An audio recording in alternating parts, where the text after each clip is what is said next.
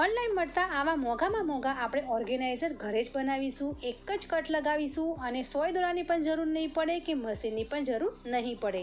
તો વિડીયોને લાસ્ટ સુધી જરૂરથી જોજો અને ચેનલ પર ફર્સ્ટ ટાઈમ આવ્યા હોય તો please subscribe to my channel. ચલો લેટ્સ સ્ટાર્ટ. તો અહીં મેં શોપિંગ માટે જે આવી બેગ મળે છે તે ટાઈપની મેં લીધી છે. તમારી પાસે ન હોય તો તમે જે લોટની કોથળી હોય છે અથવા તો ચોખાની કોથળી આવે છે શાળામાંની તે પણ તમે લઈ શકો છો. તો અહીં મારે જે આ કોથળી છે ફાટી ગયેલી છે તો તેને હું કામમાં જ લેવાની છું. તો તેના જે મેં હેન્ડલ છે તે કટ કરી લીધા છે અને અહીં હું માપું છું. તો આમાં માપની આમ તો કોઈ જ જરૂર નથી. તમારે જેવું મોટું ઓર્ગેનાઇઝર બનાવવું હોય તે માપ તમે લઈ શકો છો. ચોરસમાં બનાવવું હોય તો તમે આવી રીતે ચોરસમાં લઈ શકો છો અને લંબચોરસમાં તમારે બનાવવું હોય તો તે રીતે પણ તમે આવી રીતે બસ એક અંદાજે તમે લઈ શકો છો. તો અહીં મારી પાસે એક લેગો ફાટી ગયેલો હતો કોટનમાં, તો તે મેં કટ કરીને એક કપડું લીધું છે. હવે આ ઓર્ગેનાઇઝર માટે જો કોટન કપડું હશે, જૂની બેડશીટ કે રૂમાલનું કપડું હશે તો વધારે થોડું સ્ટ્રોંગ રહેશે, લાંબો ટાઈમ થોડું વધારે ચાલશે.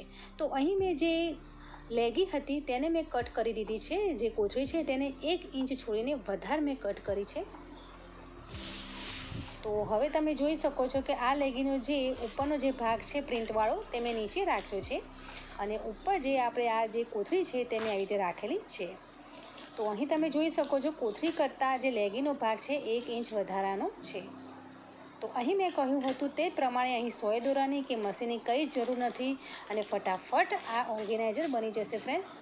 હવે આ ફિક્સ રહે તે માટે મેં વચ્ચે સેફ્ટી પિન લગાવી છે.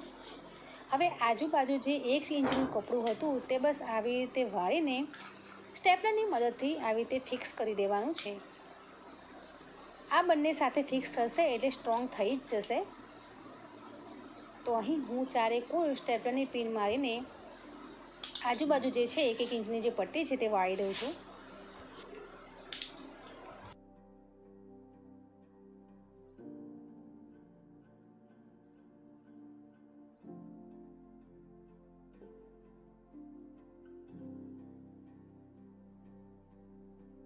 તો આ ટાઈપની જે શોપિંગ બેગ હોય તે પણ કામમાં લાગી જાય છે. અને શાકભાજી માટે જે ઝબલા મળતા હોય છે પોલિથીન, તેની મેં ઘણી બધી વિડીયો તમારી સાથે મેં શેર કરી છે. તેની લિંક હું ડિસ્ક્રિપ્શન બોક્સમાં મેન્શન કરી દઈશ, તમે જલ્દીથી ચેકઆઉટ કરજો.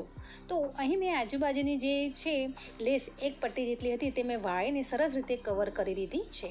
તમે જોઈ શકો છો હવે સરસ મજાનું સ્ટ્રોંગ થઈ ગઈ છે. એક આપણે બેઝ તૈયાર થઈ ગયો છે. હવે અહીં તમારે જોવાનું છે કે તમારે જેટલી ઊંચાઈમાં તમારે જ્યાં ઓર્ગેનાઇઝર રાખવું હોય તો તે પ્રમાણે તમે અહીં જે કોર્નર છે તે પ્રમાણે એટલું માપ તમે જેટલું વધારશો એટલું તેની હાઇટ વધશે. તો અહીં હું કોર્નરમાં જે 4 ખૂણા છે તેને લંબાઈમાં અને પહોળાઈમાં એટલે કે ઊંચાઈમાં અને લંબાઈમાં બંને 5-5 સેન્ટીમીટર હું લઉં છું. તમે જોઈ શકો છો. આડું પણ 5 લઉં છું અને ઊભું પણ 5 લઉં છું. તો એક ખૂણા ટાઈપનું બની જશે. તો અહીં માર્કર પેનથી હું તમને બતાવું છું તે રીતનો ખૂણો બની જશે ચારેકોર. જો તમે 7 ઇંચ તમે રાખશો તો તમારું ઓર્ગેનાઇઝર થોડું ઊંચાઈમાં વધી જશે. તો જેટલું તમારે માપ વધારશો તેટલી તેની ઊંચાઈ વધતી રહેશે. તો અહીં મારે જે અંડરવેર અને ગાર્મેન્ટ અંદર મૂકવા માટે મારે જોઈતું હતું આ ઓર્ગેનાઇઝર, તો તે પ્રમાણે મેં એટલી ઊંચાઈ રાખી છે. તો અહીં ચારેકોર ખૂણામાં 5-5 ઇંચના મેં કટ લગાવી દીધા છે. હવે તમારે જે ખૂણા છે તેની સામે જે મેં લાઈન કરી છે તે આવી રીતે જોડવાની છે એટલે એક ખૂણો બની જશે કોર્નર ટાઈપ. અને જ્યાં ખૂણો પડે છે ત્યાં તમારે સ્ટેપલર મારવાનું છે. તો આમ ચારે બાજુ આવી રીતે બંને સાઈડ પકડીને તમારે સ્ટેપલર મારી લેવાનું છે.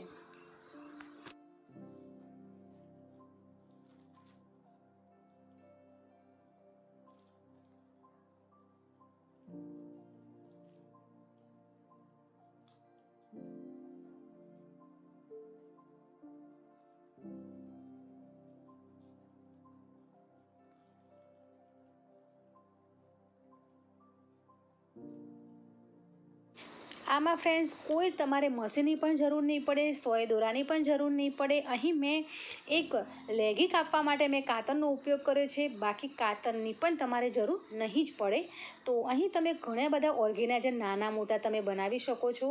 અને બહારમાં જે 400 500 રૂપિયામાં જે ઓર્ગેનાઇઝર મળે છે તેનું કપડું પણ એટલું થીક એટલે કે જાડું નથી હોતું, એકદમ પતલું હોય છે.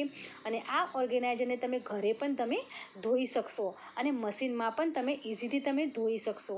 જે બહારના ઓર્ગેનાઇઝર છે જે ધોઈએ છીએ તો તેના પછી ખરાબ થઈ જતા હોય છે. અને અહીં તમારે કોથળી જ તમારે લેવાની છે, જાડી થીક જ તમારે કોથળી લેવાની છે. આના જગ્યાએ તમારે ફોમ લેવાનું નથી, કારણ કે તમે ફોમ લેશો તો તમારે આગળ જતાં ધોશો તો તમારે બગડી જશે, અને જે કોથળી છે એ ધોતા પણ બગડતી નથી. તો અહીં તમારે ખાસ વાતનું ધ્યાન રાખવાનું છે. હવે આ જે ખૂણા છે તેને આવી રીતે સાઈડમાં વાળીને હું સ્ટેપલર લગાવું છું. તો તમે આની ડિઝાઇન પણ તમે આપી શકો છો, હું તમને બતાવું આગળ.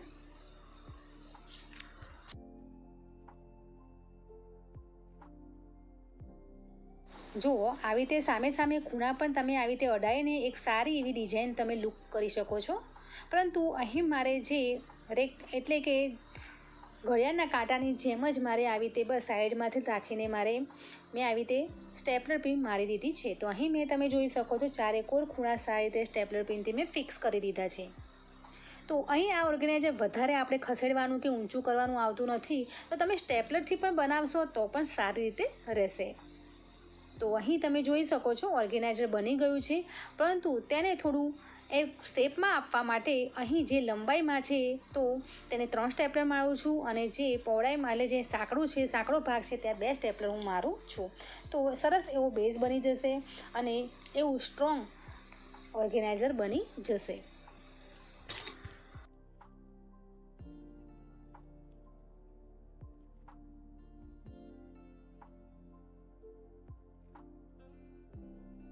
તો ફ્રેન્ડ્સ તમે જોઈ શકો છો સરસ મજાનું ઓર્ગેનાઇઝર, એક એવું પ્લાસ્ટિક જેવું ઓર્ગેનાઇઝર કે બજારમાં મળતું તેવું ઓર્ગેનાઇઝર બની ગયું છે. તો આવા ઘણા બધા તમે ઓર્ગેનાઇઝર બનાવી શકો છો. તો અહીં હું તમને કપડાં મૂકીને પણ તમને બતાવીશ, પરંતુ ત્યારે આપણે જે કોથળીનો જે બેલ્ટ કાપ્યો હતો તે બેલ્ટ આપણે પકડવા માટે એક હેન્ડલ જેવું બનાવી દઈશું. જો તમારે હેન્ડલ ન બનાવવું હોય તો પણ તમે આવી રીતે તેનો ઉપયોગ કરી શકો છો.